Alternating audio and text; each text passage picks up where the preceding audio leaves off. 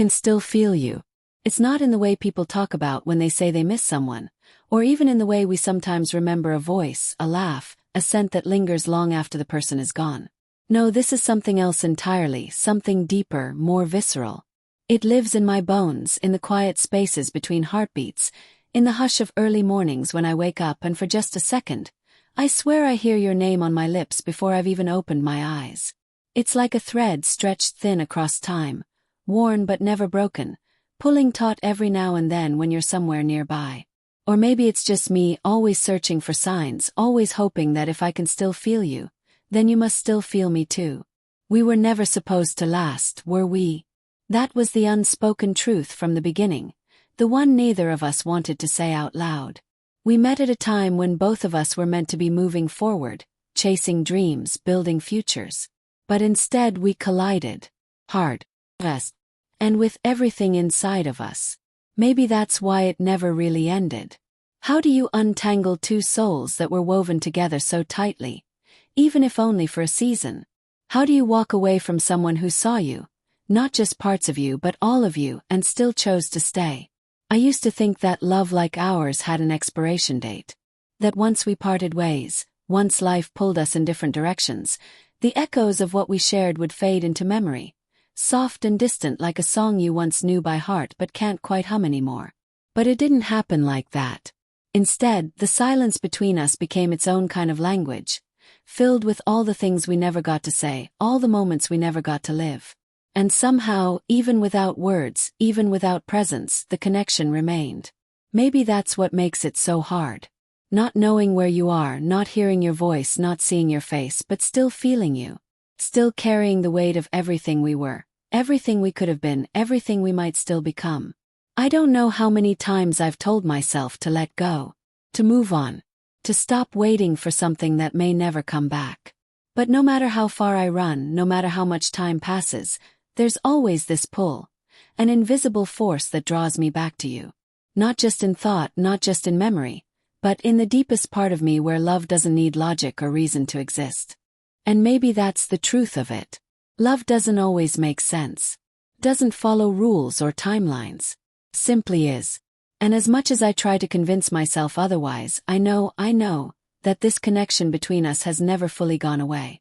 It just rests, quietly, catching its breath, before it inevitably stirs again. They say time heals all wounds, but I'm starting to believe that's only half true. Time dulls the sharp edges, yes. It takes the unbearable ache and turns it into something softer, something quieter. But it never truly goes away.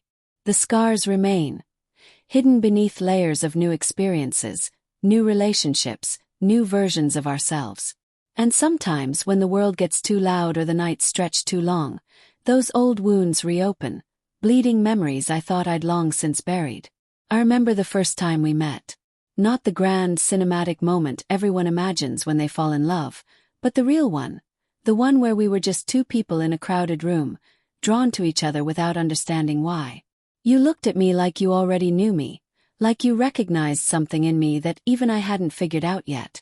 And I looked at you, and for the first time in a long time I felt seen. Not just noticed, not just admired, but truly seen. That was the thing about us. We saw each other in ways no one else ever did. We knew the good, the bad, the messy, the beautiful. We held each other's secrets like sacred things, whispered them in the dark when the world outside was too loud. We laughed until our sides hurt and cried until we had nothing left. We built something real, something raw, something that defied explanation. And then, just as suddenly as it began, it unraveled. I don't even remember the exact moment it started to fall apart. Maybe it was the slow drift, the way we stopped saying the things we used to, the way conversations became surface level and safe instead of deep and daring.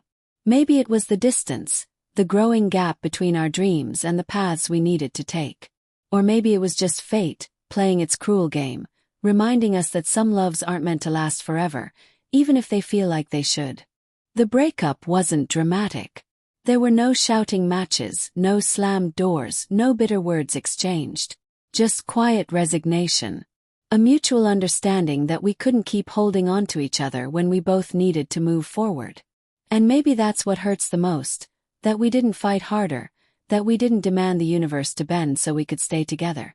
We let go because we loved each other enough to want better things for each other, even if it meant letting go. But letting go doesn't mean forgetting. Doesn't mean the love disappears. It just means you learn to carry it differently. You tuck it away in a place where it won't bleed all over your new beginnings, where it won't interfere with the life you're trying to build. But sometimes when the wind shifts just right, or when a certain song comes on, or when you see someone who looks like them from behind, it all comes rushing back. And suddenly, you're standing in the wreckage of what used to be, wondering how something so powerful could ever end. People ask me if I regret it. If I wish we had fought harder. If I wish we had found a way to make it work. And honestly, I don't know. Because even though we lost each other, I wouldn't trade what we had for anything. Those moments, those feelings, they shaped me. They taught me what it means to love without limits, to give yourself completely, to hold someone's soul in your hands and treat it like something precious. And even if it didn't last, even if we walked away from each other, I will always carry the echo of what we were. Because some loves aren't meant to be forever. Some are just meant to be unforgettable. There were days, so many days, when I convinced myself I was okay. When I woke up and went through the motions, smiling when I was supposed to, laughing at jokes even when they didn't land quite right, pretending like my heart wasn't still tangled up in the pieces of us. I built a life around that illusion, carefully crafting routines and habits that kept me busy enough to forget. I surrounded myself with people who made me feel whole, who reminded me that I was loved, that I was worthy, that I was more than just someone's ex.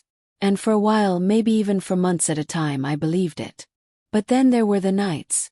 The ones that crept in slowly, wrapping around me like a familiar blanket, bringing with them the quiet ache that never really leaves. Nights when the world grew too still, when silence pressed against my skin like a second heartbeat, and the absence of your voice became louder than anything else. Nights when I scrolled through old messages we sent each other, ones that were supposed to be deleted years ago, the ones I couldn't bring myself to erase because they felt like relics of something sacred. I would read them over and over, tracing the words with my fingers like I could somehow summon you back through sheer will alone. And sometimes I would imagine you doing the same. Wondering if, in the middle of the night, when the world was asleep and your thoughts ran wild, you ever found yourself reaching for me too. Did you ever scroll through the past like a movie reel, watching moments flicker by that you wished you could freeze forever? Did you ever catch yourself whispering my name into the darkness, hoping against hope that I was somewhere listening? I used to tell myself that I had moved on, that I had closed that chapter, tucked it away where it couldn't hurt me anymore. But the truth is, moving on isn't a single moment. It's a cycle. A constant unraveling and reweaving of yourself. A daily decision to keep going even when part of you still aches. And sometimes, no matter how strong I tried to be, the longing would sneak in. Quietly. Early. Like the way sunlight filters through blinds in the early morning. Warm and gentle but impossible to ignore. I missed the little things. The way you used to look at me when you thought I wasn't paying attention. The sound of your laughter when something genuinely surprised you. The way your hand fit perfectly in mine, like they were always meant to find each other. I missed the comfort of knowing someone so deeply that you didn't need words to understand them. I missed the safety of being yours and knowing you were mine. And maybe that's why I never fully let go. Because love like that doesn't just disappear. It lingers. Wait. It hides in corners of your mind where you least expect it, surfacing when you're vulnerable, when you're tired, when you're missing something you can't quite name. And in those moments I would close my eyes and pretend, just for a second, that you were still here. That we never lost each other. That we were still tangled up in each other's lives. Still writing our story instead of leaving it unfinished.